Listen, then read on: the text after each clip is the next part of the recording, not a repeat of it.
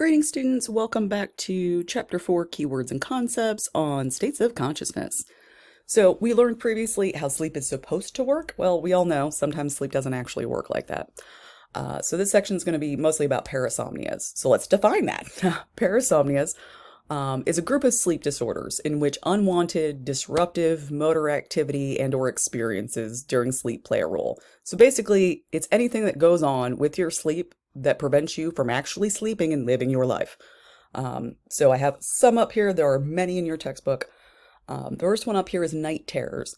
These are not nightmares. These are much different than nightmares. If you've ever seen somebody have a night terror, you know what I mean.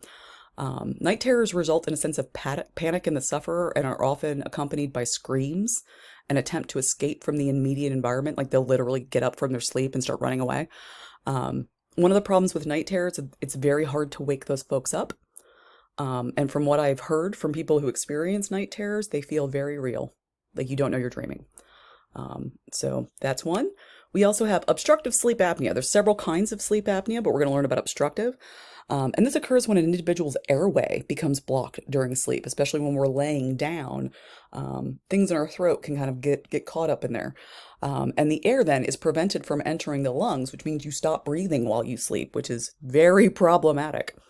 And then in the rather extreme end, we have narcolepsy. Narcolepsy is a sleep disorder where you literally can't stop falling asleep at any time. Like you could be driving a car, sitting in class, does not matter, you will just fall asleep. They have no ability to control that. And sadly, those episodes are often associated with something called cataplexy, where they literally lose the ability to control their muscles, or can even become completely paralyzed. It's like they just all of a sudden stop and freeze and fall asleep, almost like a possum.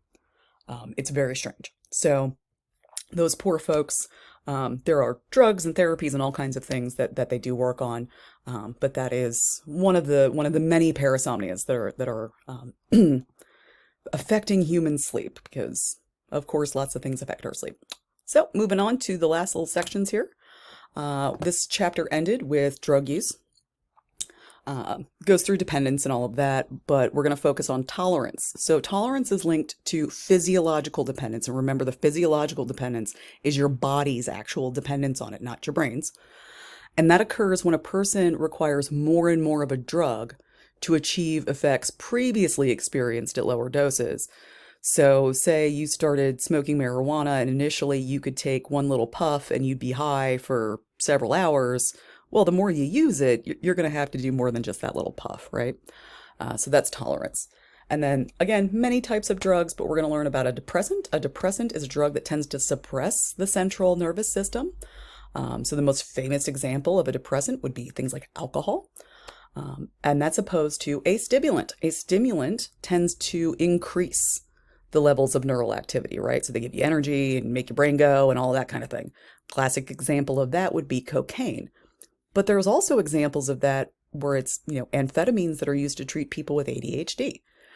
So a stimulant can have one effect on one person and a very different effect on another. We all know people, if they have one cup of coffee, they'll be up for 4 days, right? Stimulants, that's caffeine, right? And then finally, hypnosis, just kind of fun, a state of extreme self-focus and attention in which minimal attention is given to external stimuli. I mostly wanted to use this opportunity to let you guys know that you're not going to do crazy things when you're hypnotized. You might buck like a chicken or something, but you're not going to go out and murder somebody.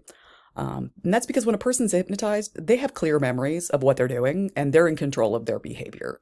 Nobody's going to accidentally hypnotize you to go murder somebody or steal things or do things that you would not normally do anyway. So I just wanted to kind of burst that little bubble there here at the end. All right, I'll see you in the next video.